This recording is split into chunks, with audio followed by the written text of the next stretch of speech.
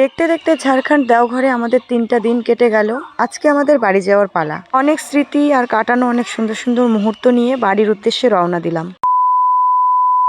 তো hello everyone, কেমন আছো তোমরা সবাই? 3টা দিন এখানে কাটানোর পর বাড়ি যাওয়ার তো কোনো ইচ্ছেই নেই, কিন্তু তারপরেও আমাদের বাড়ি যেতে হবে, কারণ যেখানেই আমরা যাই না কেন বাড়ি আমাদের ফিরতেই হবে। আমাদের ট্রেন আছে 7:55, তো সে কারণে আমরা বিকেলবেলায় বেরিয়ে পড়েছি।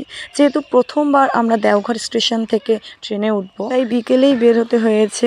আমরা আগে যে এসছিলাম তখন রামপুরহাট স্টেশন থেকে আসা যাওয়া করতাম।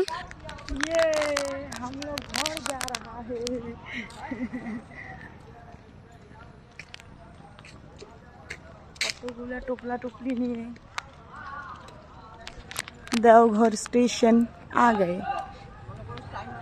দেওঘর স্টেশনটা এত সুন্দর তোমরা দেখতেই পাচ্ছ। আমার তো দেখে ভীষণ ভালো লাগছিল। যখন থেকে আমি টোটো থেকে নেমেছি তখন থেকে শুধু দেখেই যাচ্ছি আর ভিডিও করেই যাচ্ছি। যাই হোক, আমরা যেহেতু টিকিট আমাদের কাটা আছে তাই আর এখান থেকে টিকিট আমাদের নিতে হয়নি। আর ট্রেন রয়েছে ওই পারে। ও মাই গড, পায়ের ব্যথা উঠে গেল।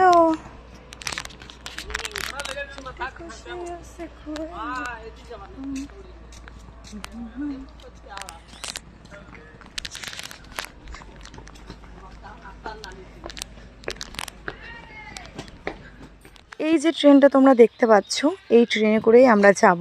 ট্রেনটা আগের থেকেই দাঁড়িয়ে রয়েছে, ছাড়ার টাইম হলে ছেড়ে দেবে। আর এই দিকে দেখো নিচ দিয়ে রাস্তা আছে আসার, আমরা সেটা খেয়াল করিনি।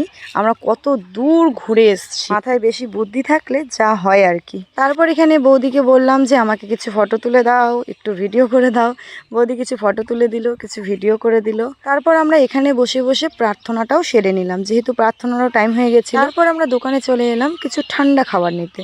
তো এখানে এই যে দেখতে পাচ্ছ জেস্টি জেরা, এটা আমি ফার্স্ট টাইম খাবো। তারপরে এদিকে আর একটা হচ্ছে কেমটি লেমনের আর কি, একটা আমি খাওয়ার জন্য নিলাম আর একটা মাকে খাওয়ার জন্য কিনে দিলাম। এইদিকে ট্রেনে উঠে বসে থাকার জন্য গেট খুলে দিয়েছে, তাই আর আমরা বাইরে না বসে ট্রেনেই উঠে পড়লাম। তো যেহেতু আমাদের রিজার্ভেশন ছিল তাই কোনো রকম টেনশন নেই, রিল্যাক্সে যাব। 4 জনের জন্য 4টা সিট আজকে আমাদের দখলে থাকবে।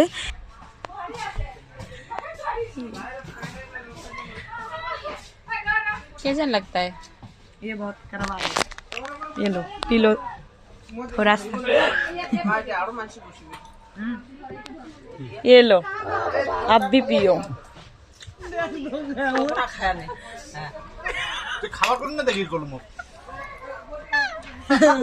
এদিকে কিছুক্ষণের মধ্যে ট্রেন ছেড়ে দিল। টাটা দেওঘর করে আমরা বেরিয়ে পড়লাম বাড়ির উদ্দেশ্যে। তারপর কিছুটা রাত হওয়ার পর আমি ওখান থেকে উপরে উঠে এলাম।